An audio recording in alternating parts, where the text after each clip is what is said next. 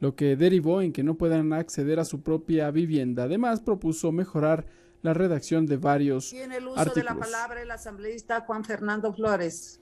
Se ha otorgado el uso de la palabra al asambleísta Juan Fernando Flores. Sería Gracias, la señora intervención presidenta. número Si me podrían 15. confirmar si me pueden escuchar. Sí le escuchamos, señor asambleísta. Gracias, estimada presidenta y colegas legisladores. Sin duda, la ley que nosotros estamos debatiendo el día de hoy es una ley importante porque no solo permite el que podamos responder a una necesidad que tiene que ver con la vivienda y el derecho que tienen a una vivienda digna cada uno de los ecuatorianos, sino que además tiene que ver de manera directa con esa calidad que buscan cada día los ecuatorianos mejorar para salir adelante. Nosotros en la bancada del Acuerdo Nacional y como representantes del gobierno tenemos varios puntos que consideramos que son pertinentes, que se puedan tomar en consideración, porque son los aportes que podemos dar como legisladores en aras justamente de poder fortalecer esta ley y con ello el poder garantizar que le entreguemos al país una ley que cada día responda más a esas necesidades. Lo primero que nosotros tenemos que mencionar es que en este caso, en el artículo 13 del proyecto de ley, se dispone una confirmación de un Consejo Consultivo de Vivienda de Interés Social, algo que nosotros consideramos que debe ser revisado porque ya está incorporado en el artículo 52 de la Ley Orgánica de Participación Ciudadana y con lo cual podríamos estar generando un proceso de duplicación de normativas que al final son consejos que, si bien tienen que tomar las decisiones, deben tomarse en consideración que esa duplicidad no necesariamente garantiza una mayor efectividad. Adicionalmente, consideramos que hay elementos que tienen que ver respecto a los subsidios de la vivienda de interés social, donde nosotros debemos fortalecer que de manera taxativa estos subsidios que se puedan entregar, que se puedan otorgar, sean realmente en función a la realidad del déficit habitacional que tiene el país. Porque esta es una dinámica que nosotros debemos buscar regular para que justamente no se utilice la política para generar una política populista donde hablamos de la generación de vivienda social para todos y al final no logramos resolver este déficit. Además, consideramos que hay elementos en el artículo 32 del proyecto de ley que deben ser justamente fortalecidos y en este caso tiene que ver con la clasificación de la vivienda,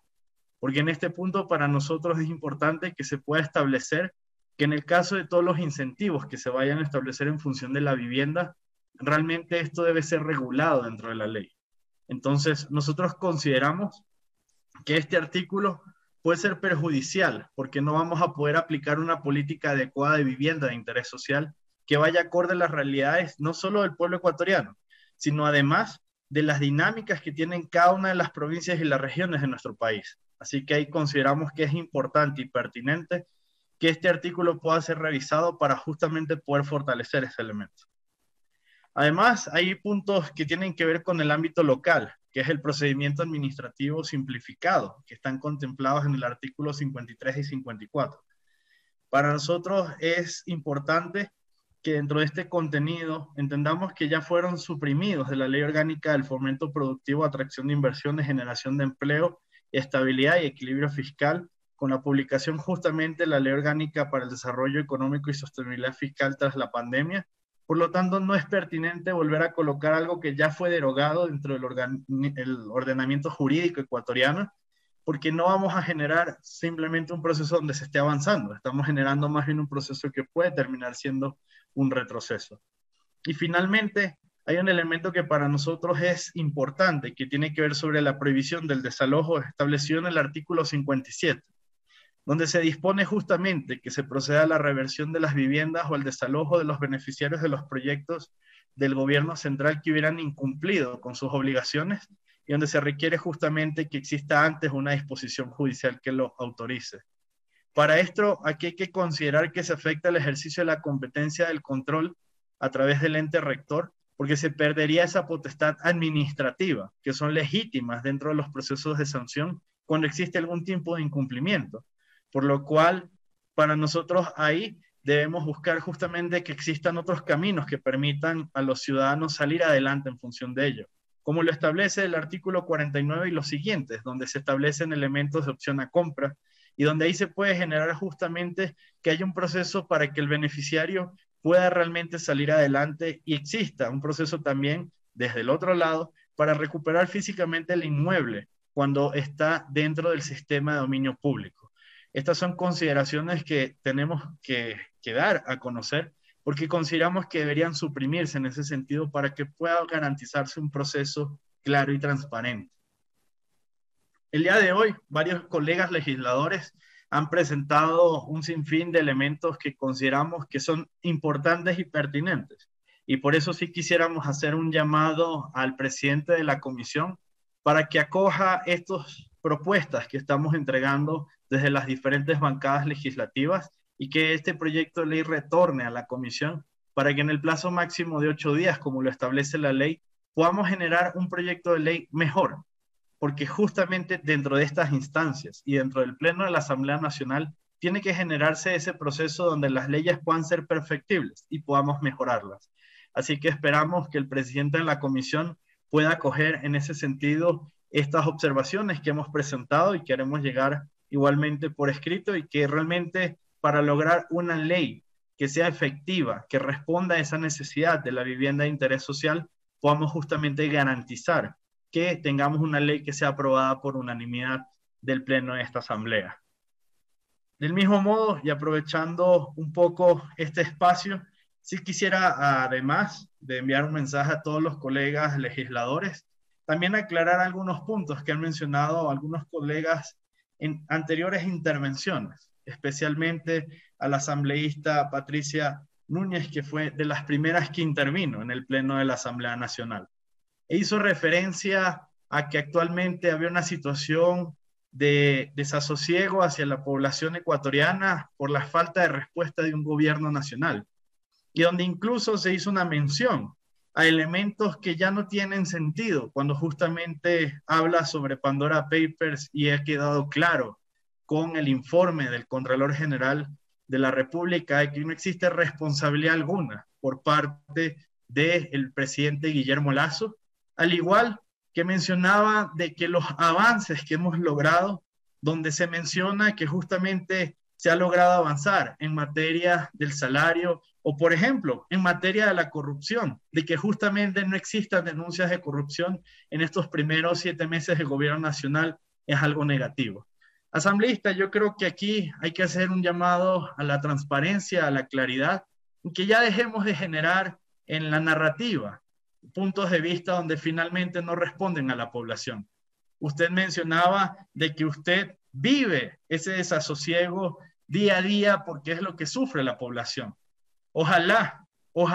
todos los ecuatorianos vivieran la misma dinámica que tenemos en estos momentos los asambleístas, porque son dinámicas completamente distintas a las que tienen los ciudadanos en general. Y ojalá también de su lado dejaran ya de generarse falsos mensajes y expectativas sobre cosas que no han venido sucediendo en el país, donde, por ejemplo, otros colegas legisladores hacen aseveraciones que no tienen ningún sentido, sobre todo ante la mención del nombramiento del nuevo canciller de la República, Juan Carlos Holguín, donde tratan de nuevamente generar una especie de engaño hacia la ciudadanía, donde tratan de vender que incluso ahora él tiene que ver relación sobre eso. Ojalá el tiempo que usaran para dedicar a generar estas falsas noticias y estos falsos mensajes sea realmente el tiempo que le dediquemos a la legislación para responder a las necesidades que tienen los ecuatorianos. Y mencionaba esto último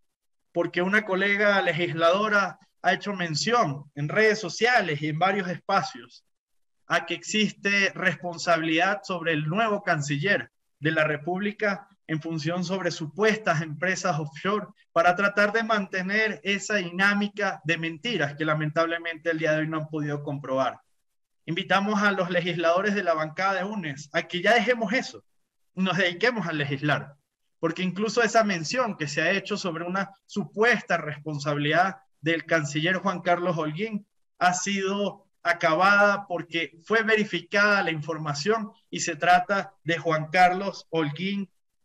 un ciudadano colombiano de apellido, el segundo, de la Cruz, con lo cual se demuestra que no existe responsabilidad alguna sobre ello. Ya dejemos las mentiras, ya dejemos ese punto donde queremos solo generar zozobra en el país y dediquemos el pleno de esta Asamblea Nacional a responder con realidad a las necesidades del pueblo ecuatoriano. Ese es el llamado que hacemos a los diferentes colegas legisladores. Tiene un minuto, señor asambleísta. Podamos responder a las necesidades. Todo nuestro respaldo a este proyecto de ley. Esperamos que el presidente de la comisión pueda acoger el llamado a que devuelva a la comisión y dentro del plazo de 8 días, como establece la ley, puedan acogerse las diferentes observaciones y logremos con eso una ley que con unanimidad le respondamos a las necesidades de la vivienda de interés social para todos los ecuatorianos. Muchas gracias, presidente. Escuchamos allí al asambleísta Juan Fernando Flores.